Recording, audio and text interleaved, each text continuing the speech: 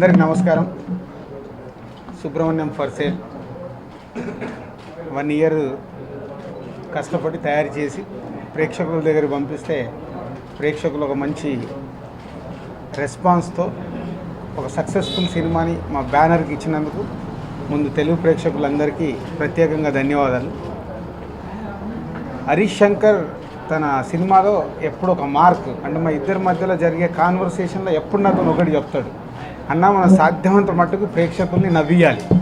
So ప్రేక్షకుడి వాళ్ళ థియేటర్కి వచ్చేది బేసిక్ ఎంటర్టైన్మెంట్, ఎంత నవ్వియగలుగుతామో అంత నవ్విద్దామనే ఈ స్క్రిప్ట్ స్టేజ్ నుంచి సెకండ్ హాఫ్లో తను ఏదైతే నాకు కథ చెప్పినప్పుడు తను కాన్ఫిడెంట్గా చెప్పాడు. ఎస్పెషలీ ఫిష్ వెంకట్ ట్రాక్ కానీ రావు రమేష్ గారిది వాట్సాప్ ఎపిసోడ్ కానీ మన థియేటర్లో నేను మార్నింగ్ 6 o'clock షో చూశాను, 11 o'clock షో చూశాను. ప్రేక్షకుల దగ్గర నుంచి హరీష్ నమ్మింది ఏదైతే ఆ ఎంటర్టైన్మెంట్ ఉందో అది వాళ్ళ ప్రేక్షకులకు హిలేరియస్గా థియేటర్లో ఎంజాయ్ చేసే ఐటమ్స్ అయ్యాయి. సో హరీష్ నమ్మిన దాన్ని తేజుని ఒక డైనమిక్ యాక్షన్లో మెగా ఫ్యామిలీలో ఏదైతే స్ట్రెంగ్త్ ఉందో అవన్నిటిని వాడుకొని పర్ఫార్మెన్స్లో కానీ డ్యాన్స్లలో కానీ ఫైట్లలో కానీ ఒక డైలాగ్స్లో మేనరిజం అన్నీ ఎక్కడైనా ఒక కొత్త సాయి ధరం తేజ్ 3వ సినిమాకే నేను ముందు నుంచి చెప్తున్నట్టు తేజు దగ్గర నుంచి ఏదైతే తీసుకోవాలో అది ఇచ్చి స్క్రీన్ ప్రజెన్స్ చేయించి విజువల్ బ్యూటీ గువా గోరింగ్ ఒక స్పెషల్ ఐటమ్ సాంగ్గా దానికి వచ్చిన రెస్పాన్స్ చూస్తుంటే చాలా హ్యాపీగా ఉంది. రెస్పాన్స్ ఎంత అంటే నిన్న థియేటర్లో నేనే తట్టుకోలేక సంధ్య థియేటర్లో పేపర్లు ఎగేసాను, అంటే ఒక ఫ్యాన్ అయిపోయాను, అంత ఎంజాయ్ చేశాము. సో ప్రేక్షకులకు మరొకసారి ధన్యవాదాలు. అండ్ హరీష్ లాస్ట్ ఫిలిం మాకు సక్సెస్ కాకుండా మేము అనుకున్నది వర్కౌట్ కాకుండా దీన్ని పట్టుదలతో సక్సెస్ చేయాలని తను పడ్డ కష్టము, బ్యానర్లో నేను హిట్ సినిమా ఇవ్వాలనే తన సంకల్పం, అలాగే తేజుని స్టార్ హీరోని చేయాలనుకున్న తన సంకల్పం ఇవాళ నెరవేరినందుకు హరీష్కి ఏ స్పెషల్ థ్యాంక్స్. సుబ్రహ్మణ్యం ఫర్ సేల్కి ఆల్మోస్ట్ ఒక పెద్ద స్థాయి హీరో రేంజ్ ఓపెనింగ్స్ వచ్చినాయి. సినిమా బాగుందన్నాక రెండో రోజు నుంచి కలెక్షన్స్ చాలా బాగుంటాయి. కానీ ఫస్ట్ డేనే అంత మంచి కలెక్షన్స్ రావడానికి కారణం no doubt it's entire credit goes to media, print media అవ్వచ్చు, ఎలక్ట్రానిక్ మీడియా అవ్వచ్చు, వెబ్ మీడియా అవ్వచ్చు. బిఫోర్ రిలీజ్ జరిగిన పబ్లిసిటీ జనాల వరకు తీసుకెళ్ళి ఒక మంచి సినిమా వస్తుంది అని చెప్పడంలో my special thanks to media from bottom of my heart. అంటే ఇంతకుముందు నేను స్టార్ హీరోలతో చేశాను, ఓపెనింగ్స్ బాగా ఉన్నాయి. ఈ సినిమా చాలా బాగుంటుంది, నాకు దీని నుంచి నమ్మకం. ఈ సినిమా ఎలా రీచ్ అవుతుంది జనాలకి అన్న ఒక చిన్న టెన్షన్ ఉండింది. బట్ నాకున్న భయాన్ని కేవలం మీడియా పోగొట్టింది ఈ సినిమాకి. సో నేను నా బాటమ్ ఆఫ్ హార్ట్ నుంచి ఫస్ట్ ఈ సక్సెస్కి మీడియా కృతజ్ఞతలు చెప్పుకున్నా. ప్రతి వాళ్ళు నాకు ప్రీవియస్ పెద్ద హీరోలతో సినిమా రిలీజ్ చేసినప్పుడు ఎలా అయితే ఫోన్లు చేశారో అలా రీచ్ అయింది. చూడని వాళ్ళు కూడా మీ సినిమా బాగుందంట కదా. సో బాగుందంట కదా అనేది it happens only with media. So media వాళ్ళందరికీ నా కృతజ్ఞతలు.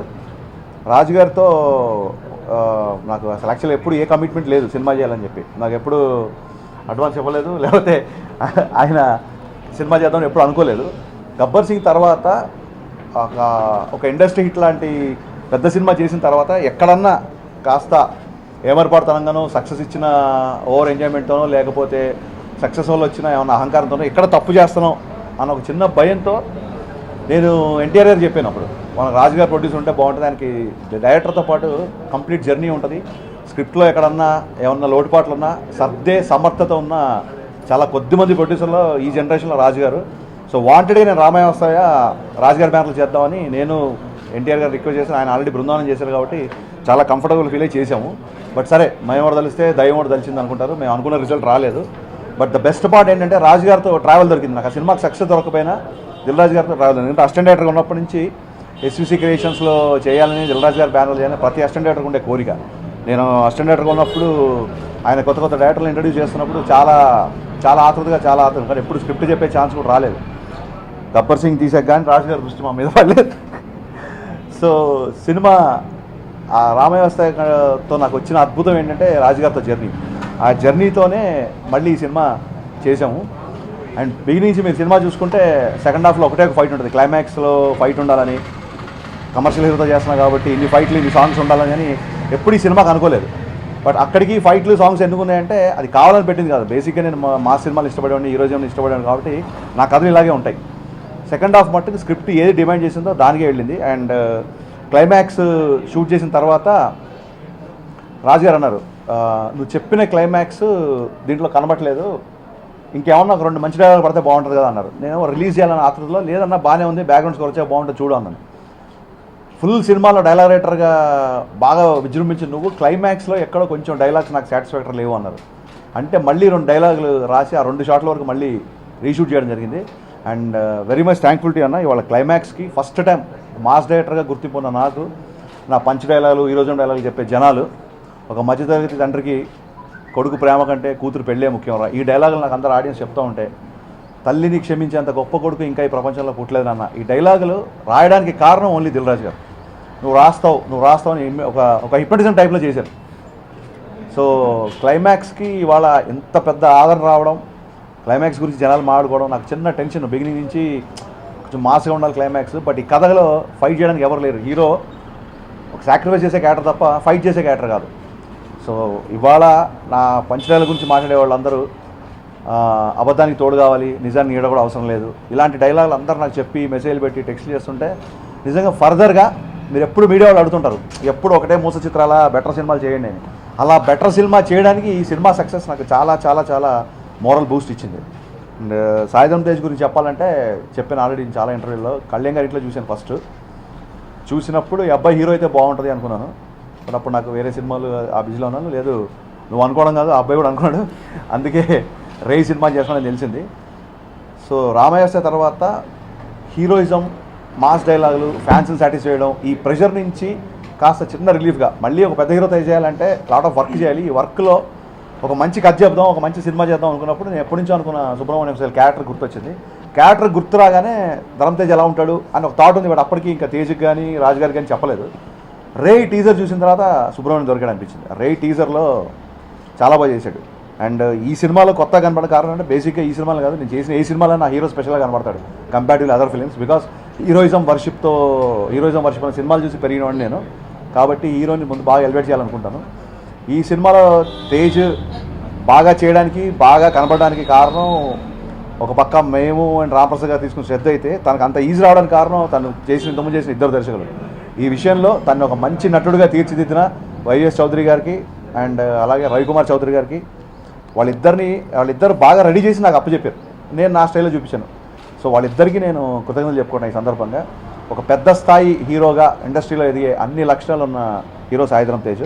ఇంకా నేను సాయిధరం తేజ్ పర్ఫెక్ట్గా వాడుకోలేదేమో అనుకుంటాను. సో ఫ్యూచర్లో డెఫినెట్గా మళ్ళీ కలిసి సినిమాలు చేస్తాం. ఈ సినిమా వరకు కథను నమ్మి క్యారెక్టర్కి ఏది అవసరం అలాగే వెళ్ళాము. బ్రహ్మానందం క్యారెక్టర్ ఊరికే కామెడీ కోసం కాకుండా కథలో భాగం అయ్యి ఫస్ట్ హాఫ్లో బ్రహ్మానందం గారు చెప్తేనే సీత క్యారెక్టర్ కిచెన్లో జాయిన్ అవ్వడం, అలాగే సెకండ్ హాఫ్లో జాలీగా వెళ్ళిపోతున్న హీరో హీరోయిన్కి బ్రహ్మానందం గారు ఒక చెక్ పాయింట్ లాగా రావడము, ఇవన్నీ కథలో బాగా కుదిరినాయి. అండ్ అజయ్ క్యారెక్టర్ కానీ, ఫిష్ వెంకట్ క్యారెక్టర్ కానీ, ఈ సినిమాలో మీరు అబ్జర్వ్ చేస్తే కామెడీ ట్రాక్ అంటే ఏమీ లేదు. ఫిష్ వెంకట్ గ్యాంగ్ కానీ, అజయ్ క్యారెక్టర్ కానీ, బ్రహ్మానందం గారు కానీ, ప్రభాస్ కానీ, ఎక్కడికక్కడ ప్రతి క్యారెక్టర్ కథను ఆపేసి ఒక చిన్న టెన్షన్ క్రియేట్ చేయడమో లేకపోతే కథని ముందుకు తీసుకెళ్లే పాత్ర అవ్వడమో. సో ఫస్ట్ టైం జెన్యున్గా ఒక స్క్రిప్ట్ని నమ్మి చేస్తే రిజల్ట్ ఎంత బాగుంటుందా. అందరు బాగుంది అంటే నేను ట్విట్టర్లో పోస్ట్ చేశాను. బాగుంది అన్న మాట చాలా రోజుల తర్వాత వినడానికి చాలా బాగుంది. అండ్ వన్స్ అగైన్ ఇవాళ మార్నింగ్ కాల్స్ వచ్చాయి. ఫస్ట్ డే కాల్స్ కాదు, నిన్న చాలామంది కొంచెం మొహమాటం చేశారేమో, బాగుందన్నారేమో అని ఇంకా నేను కంగారు పడ్డాను. బట్ ఇవాళ morning shows, all shows housefuls. 2 రాష్ట్రాల్లో థియేటర్లు పెంచుతున్నారు క్రౌడ్ సరిపోక. సో ఇంత పెద్ద విజయాన్ని ఇచ్చిన రాజుగారికి and hero Sai Dharam Tej day and night నాతో పాటు కష్టపడి నాకు అన్ని టైంలో అన్ని వేళల్లో సహకరించిన సాయిధరం తేజ్ గారికి, చిత్ర యూనిట్ మొత్తానికి కృతజ్ఞతలు చెప్పుకుంటూ, ఈ సినిమా సక్సెస్ మాత్రం మొత్తం మా సినిమా టీం అంతా ఒకెత్త అయితే మీడియా మటుకు ఇంకెత్తని నేను చాలా చాలా నమ్మకంగా, సంతోషంగా, గర్వంగా చెప్తున్నాను. బికాస్ నాకు ఈ సినిమాతో రియలైజ్ అయ్యా ఒక మీడియా తలుచుకుంటే ఒక మంచి సినిమాని ఎంతవరకు తీసుకెళ్తారని. So once again thanks to everyone. Thank you so much. నిజంగా ఏం మాట్లాడకుండా నాకు తెలియట్లేదు అసలు. ఎంతో కష్టపడి ఒక మంచి ప్రోడక్ట్ ముందు తీసుకెళ్ళి మీకు జనాలకి ఇద్దాం అనుకున్నాం. సో సక్సెస్ఫుల్గా మేము మంచి ప్రోడక్ట్ ఇచ్చామని చెప్పి అనిపించింది. గట్టిగా డబ్బింగ్ ఉండదు కదా, హీరోయిన్ ఉంటుంది కాదండి, కొంచెం హరీష్ కొంచెం ఎంతో ఫస్ట్ గట్టిగా లేదో పని వాళ్ళు చెప్పండి. అంటే నిజంగా నాకు ఏం మాట్లాడాలో కూడా అర్థం కావట్లేదు. సో బట్ చాలా ఆనందంగా ఉందండి. హరీష్ అన్న ఒకసారి ఎప్పుడో ఒక ట్విట్టర్లో ఇక్కడ ఒక చిన్న మాట అన్నాడు, ఫ్యాన్గా ఉండే స్థాయి నుంచి నాకు ఫ్యాన్స్ వచ్చేంత స్థాయికి నన్ను ఎదిగేలా చేసినందుకు చాలా థ్యాంక్స్ హరీష్ అన్న. Thank you so much. Pavan Kalyan garu ఉద్దేశించాను.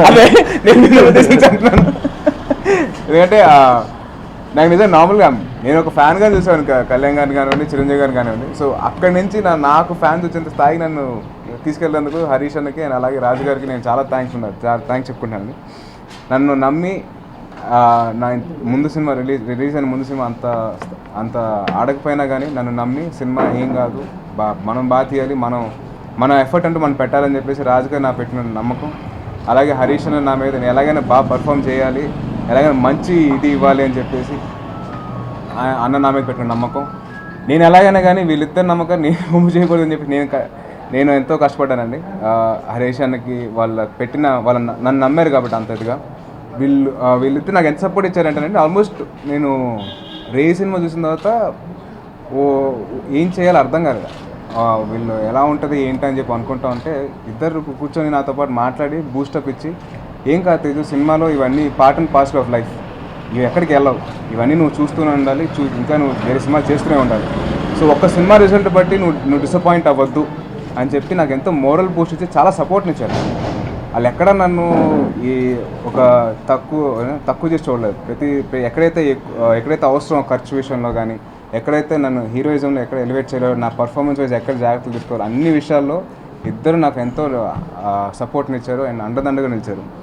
And movie release అయిన తర్వాత చాలా మంచి రిజల్ట్ వచ్చింది, చాలా ఆనందంగా ఉంది. అలాగే ఫ్యాన్స్ చాలా సపోర్ట్ చేశారు నాకు, ఎందుకంటే వాళ్ళ సపోర్ట్ లేకపోతే ఇంత స్థాయి రేంజ్ హిట్ అయ్యిందే లేదో నాకు తెలియదు. సో వాళ్ళ సపోర్ట్ ఉండి నా ఫస్ట్ ఫ్యాన్ షో నిన్న అర్జున్లో అండ్ శ్రీరాములు థియేటర్లో పడింది. అండ్ అలాగే ఇవాళ మార్నింగ్ నెల్లూరులో 7:30 షోస్ కూడా పడ్డాయంట, 2 షోస్. నాకు చాలా ఆనందంగా ఉంది వాళ్ళ సపోర్టు అండ్ అలాగే మీడియా వారి సపోర్ట్ ఉండి మా సినిమాని ఇంకా బెటర్గా రీచ్ అయ్యేట్ చేశారు జనాల్లోకి. థ్యాంక్ యూ అండి, థ్యాంక్ యూ సో మచ్. మీ అందరి సపోర్ట్ ఇలాగే ఉండాలి అండ్ మీ అందరి బ్లెస్సింగ్స్ ఇలాగే ఉండాలి అండ్ ఫ్యాన్స్ బ్లెస్సింగ్స్ కూడా మాతో పాటు ఎప్పుడు ఉండాలని చెప్పి నేను సెలవు తీసుకుంటాను. Thank you so much. జై హింద్. అవుతున్న టైంకే నాకు బన్నీ ఫోన్ చేశాడండి. బన్నీ ఫోన్ చేసి, తేజు నువ్వు ఎవరి మాటలు ఏం పట్టించుకోకు, నువ్వు అనుకున్న దానికంటే సూపర్ డూపర్ హిట్, అసలు బంపర్ హిట్ అని చెప్పి అన్నాడు. థ్యాంక్స్ బన్నీ అన్నాను. ఏం సినిమా చూస్తున్నావు అంటే అవును బన్నీ అంటే వెంటనే పెట్టేశాడు. దెన్ చరణ్ ఫోన్ చేశాడు ఒక 12 అలాగా, చూసి ఏం చేస్తున్నారు అంటే సినిమా చూసానంటే కంగ్రాచులేషన్స్, చాలా పెద్ద హిట్ అయిందంట, I'm really happy and keep working hard అని చెప్పి తను అన్నాడు. దాంతో చిరంజీవి గారు ఫోన్ చేశారు. చిరంజీవి గారిని కలిశాను. చిరంజీవి గారిని కలిసి ఆయన కంగ్రాట్స్ సార్, చాలా బాగుందంటే సినిమా, నేను విన్నాను, అన్ని చోట్ల నుంచి రిపోర్ట్స్ వచ్చాయి, చెప్తున్నారు అందరు బాగా చేస్తామని చెప్పేసి, గాడ్ బ్లెస్ యూ అన్నారు. అండ్ మిగతా డైరెక్టర్స్ వంశీ పాయిడిపల్లి అన్న, మారుతి గారు and director Bobby and Anil Ravipudi అన్న అందరికి ఫోన్ చేసి నాకు విష్ చేసి చెప్పారు. సో చాలా హ్యాపీగా ఉందండి. నాకు ఫస్ట్ ఫోన్ కాల్ యాక్చువల్గా ప్రతి సినిమాకి వచ్చినట్టుగానే ఫస్ట్ ఫోన్ కాల్ వినాయక్ గారు చేశారు. సినిమా చూడలేదు, ఇంకా చూసి చెప్తాను, బట్ నా ఫోన్ విపరీతంగా మోగుతుంది, నీ సినిమా హిట్ అయిందని అందరూ నాకు ఫోన్ చేసి చెప్తున్నారని చెప్పి వినయ్ గారు చేశారు. ఆ తర్వాత బన్నీ ఫోన్ చేసి ఒక 10 టైమ్స్, అంటే సినిమాలో ఉన్న 10 మినిట్స్ సినిమాలో ఉన్న ప్రతి డైలాగ్ బన్నీ చెప్పుకుంటూ, ఫిష్ వెంకట్ క్యారెక్టర్ అండ్ అలాగే బ్రహ్మానందం గారి dialogues, hero dialogues, Facebook text బుక్లు పక్కనంటే ఫేస్బుక్లో పక్కన పెట్టుకుంటే జీవితాలు ఇలాగే ఉంటుంది, దీంట్లో ఉన్న సెటైర్తో కూడిన ఆ మెసేజ్ని బన్నీ బాగా అప్రిషియేట్ చేశాడు. అండ్ చాలా డైలాగ్స్, నేనంటే ఇంతకుముందు ఓన్లీ హీరోయిజం డైలాగ్స్కే ఎక్కువ మంది నాకు కోట్ చేసి చెప్పేవాళ్ళు. ఈ సినిమాలో కంటెంట్లో ఉన్న ప్రతి డైలాగ్కి మంచి రెస్పాన్స్ వచ్చింది. అండ్ నా కంటెంపరీ డైరెక్టర్స్ అందరూ ఫోన్ చేశారు. అండ్ ఇంకా ఇవాళ నుంచి ఇంకా మిగతా సెలబ్రిటీస్ రియాక్షన్స్ గురించి వెయిట్ చేస్తాం.